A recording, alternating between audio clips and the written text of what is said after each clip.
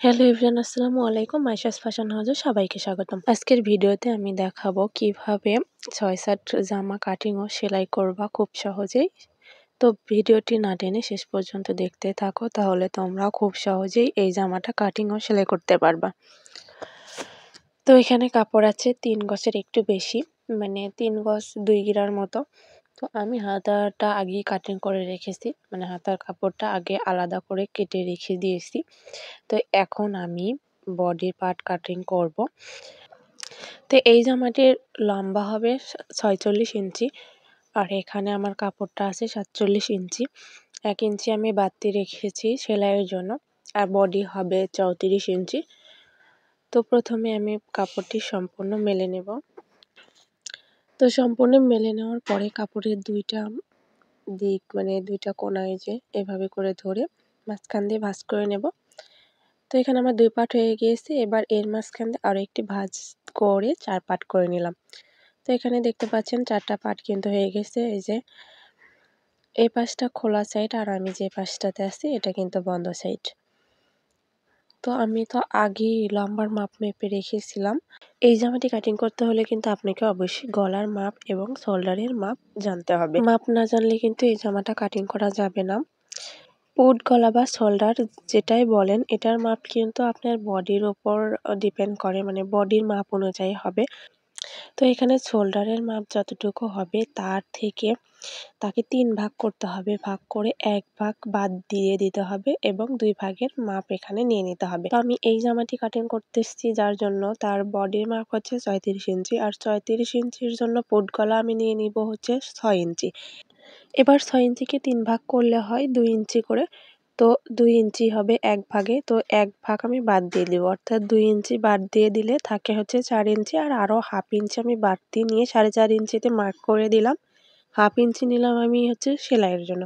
তো এই পাশে আমি ৪.৫ ইঞ্চিতে মার্ক করেছি। এবার নিচের দিকে আমি খোলা সাইড থেকে ভেতরের দিকে ৪.৫ ইঞ্চিতে একটা মার্ক করে দিলাম, মানে ২ পাশে মার্ক করে দিতে হবে।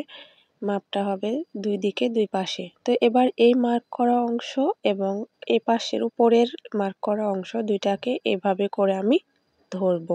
ধরে এই যে জাস্ট আমি মাঝখান দিয়ে একটা ভাঁজ করে নিলাম। একটু চেপে চেপে দিচ্ছি যেন বুঝতে পারি দাগটা ভালোভাবে, এজন্য। তো এবার আমি এটাকে মেলে নিচ্ছি। মেলে নিয়ে এবার ভাঁজ করা অংশের উপর দিয়ে আমি এভাবে মার্ক করে দিচ্ছি। এই যে আমি দাগটা টেনে নিলাম, আর এটা কিন্তু দেখতে আড়াআড়ি হয়ে গেল। তো এবার এটাকে মাঝখান দিয়ে কেটে নিতে হবে। এবার এই তো আমি মাঝখান দিয়ে কেটে নিচ্ছি। এবার দেখতে পাচ্ছ ২টা পার্ট হয়ে গেল, এই যে মাঝখান দিয়ে কাটার কারণে। এবার এই যে এই পাশের যে মুড়ির অংশটা আছে এটাকে জাস্ট আমি ওই কাটিং করা অংশের ওখানে, মানে ওই পাশের ওখানে হচ্ছে জয়েন্ট করে দিতে হবে। তো এবার আমি এটাকে জাস্ট উল্টিয়ে নিব এবং চওড়া পাটটাকে নিচের দিকে নিয়ে আসব, আর এই যে ৪.৫ ইঞ্চি যে আমি কাটিং করেছিলাম ওটা উপরের দিকে রাখবো। এতে করে নিচে কিন্তু ২টা চওড়ার পাট হয়ে গেল, নিচের ঘেরটা বড় হয়ে গেল। এই যে দেখতে পাচ্ছ ৪.৫ ইঞ্চি ৪.৫ ইঞ্চি করে যে কেটে রেখেছিলাম ওইটা আমি উপরে দিয়ে দিয়েছি, আর চওড়া অংশটা নিচের দিকে দিয়ে দিয়েছি। এবার আমরা পুট গলা নিয়ে নিচ্ছি ৬ ইঞ্চি। এরপর আর্মহোল নিয়ে নিচ্ছি ৬.৫ ইঞ্চি।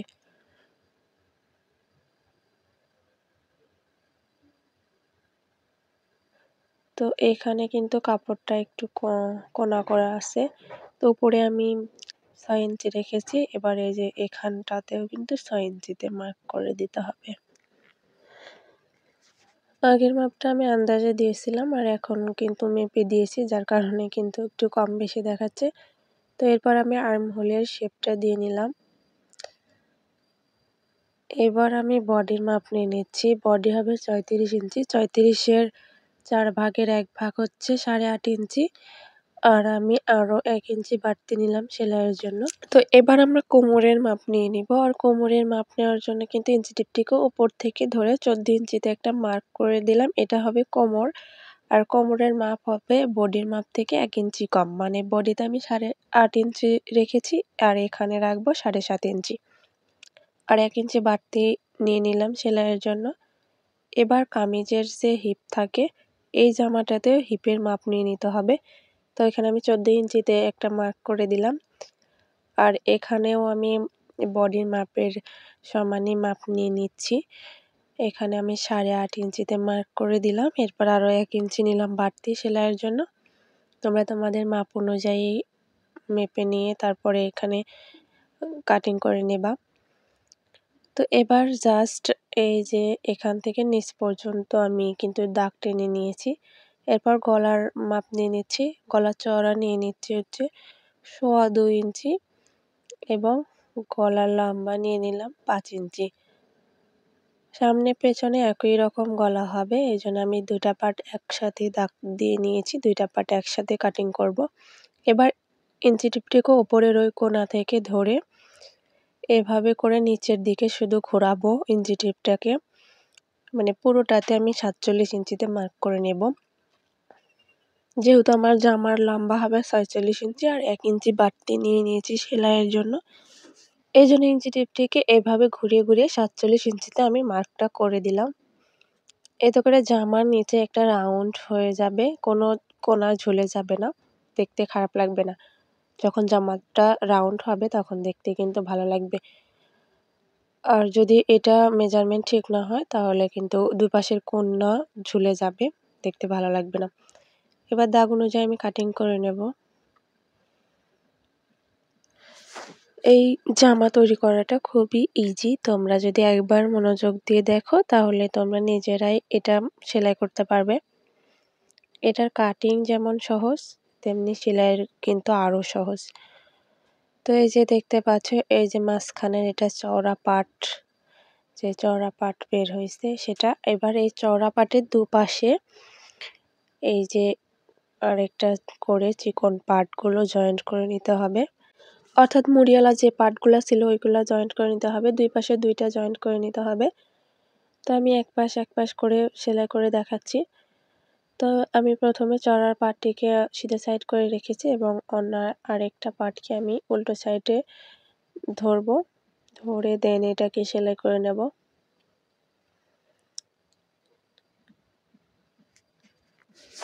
আমার ভিডিও দেখে যদি তোমরা কিছু শিখতে পারো অবশ্যই আমাকে কমেন্ট করে জানাবা। তোমাদের একটা কমেন্ট আমাদের আরও বেশি অনুপ্রেরণা দেয় ভিডিও আপলোড দেওয়ার। তো ওই যে আমার জয়েন্ট করা হয়ে গিয়েছে, এবার এটাকে আমি সিধে সাইড করে নিয়েছি। এবার উপর থেকে একটা চাপ সেলাই দিয়ে নেব। আর চাপ সেলাই দেওয়ার আগে একটা কথা বলে নিই, এই যে ভিতরে যে একটা কাপড়ের অংশ আছে, মানে সেলাইয়ের পরে যে বাড়তি কাপড় আছে এই কাপড়টিকে আমি সেই সাইডে দিয়ে দিব যে সাইড দিয়ে আমি চাপ সেলাইটা করে নেব। তো এখানে দেখতে পাচ্ছ আমি কিন্তু বাড়তি কাপড়টুকু এই যে মাঝখানের পাটের দিকে দিয়ে দিলাম আর আমি মাঝখানের পাটের উপর দিয়ে চাপ সেলাই করে নেব। এভাবে করে দিলে কিন্তু চাপ সেলাইটা ভালো দেখাবে, অন্যথায় চাপ সেলাই হবে না ওটা। তো এবার আমি অন্য পাশটাও জয়েন্ট করে নিচ্ছি, এটাতেও জাস্ট একইভাবে চাপ সেলাই দিয়ে নেব। তো এভাবে করে তোমরা 2টা পার্টই জয়েন্ট করে নিবা, মানে সামনে পেছনে 2টা পার্টই। আমি একটা পার্ট দেখালাম। এবার গলা সেলাই করব, আর গলা সেলাইয়ের জন্য এখানে গলার পট্টি আমি কেটে রেখেছিলাম আর পটির কাপড়ের 1 মোহরি ভাঁজে দিয়ে সেলাই করে নিয়েছি। এবার অন্য পাশটা গলার সাথে ধরে, মানে বডির অংশের সাথে ধরে সেলাই করে নিলাম। এবার এখান দিয়ে আমি হালকা করে মাঝে মাঝে কাট বসিয়ে নিয়েছি। এবার সিধে সাইড থেকে পটির কাপড়ের উপর দিয়ে একটা চাপ সেলাই দিয়ে নিলাম। এইভাবে করে তোমরা 2টা পার্টই সেলাই করে নেবা। ভিডিও লং হয়ে যাবে জন্য আমি একটা পার্ট করে দেখিয়েছি। এবার 2টো পার্ট একসাথে ধরে আমি শোল্ডার জয়েন্ট করে দিব।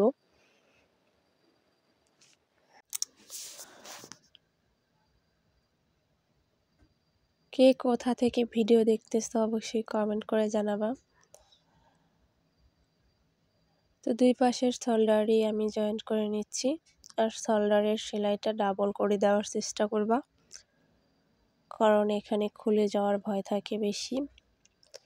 এবার আমি সাইড সেলাই করে নেব। সাইড সেলাইয়ের জন্য আমি দাগ দিয়ে মেপে রেখেছিলাম, সেই দাগ অনুযায়ী সেলাই করে নিলাম। এবার আমি হাতার সেলাই করে নিচ্ছি, হাতার মোহরি সেলাই করে নিচ্ছি। হাতার মোহরি সেলাইয়ের জন্য 1.5 ইঞ্চি পরিমাণ কাপড় বাড়তি রেখেছিলাম, ওইটাকে ভাঁজে দিয়ে উল্টো সাইড থেকে আমি আরও 1/2 ইঞ্চি ভেতরের দিকে দিয়ে তারপরে আমি একটা সেলাই করে নিলাম। এবার সিধে সাইড থেকে এর মোহরি দিয়ে আরেকটা সেলাই করে নিলাম। এবার এটাকে মাঝখান দিয়ে ভাঁজ করে হাতার মহড়ার মেপে দেন এটাকে সেলাই করে নেব। আর এই যে আর্মহোলের কাছে এসে আমি থামলাম, কারণ এখানে আমি বডির পার্টের আর্মহোলের সাথে মেপে তারপরে সেলাইটা করলাম। তো এভাবে করেই কিন্তু সেলাই করে নিতে হবে। এবার আমি হাতা জয়েন করে নেব। আর আমি এই জামাটা যেহেতু সামনে পেছনে একই গলা রাখতেছি, মানে দুদিকেই পরা যাবে, এর জন্য কিন্তু আমি তালপাট কাটিং করতেছি না। আর যদি তোমাদের জামা এক পাশে পরতে চাও, মানে সামনে এক গলা পেছনে একরকম গলা, তাহলে কিন্তু অবশ্যই সামনের পার্টে তালপাট কাটিং করতে হবে। তো আমার যেহেতু দুদিকে একই রকম গলা, এজন্য আমি শুধু জয়েন্ট করে দিচ্ছি। এবার এই যে সেলাইয়ের পরে যে বাড়তি কাপড় আছে দুই দিকে, বডির পার্টে এবং হাতাতে, এই দুই বাড়তি কাপড়টুকু আমি দুই দিকে কোনা করে ভাঁজ করে দেব। এই যে দেখতে পাচ্ছ এইরকমভাবে কোনা করে ভাঁজ করে দিলাম এবং অপর পাশেও ঠিক একইভাবে কোনা করে অপর দিকে ভাঁজে দিয়ে দিব।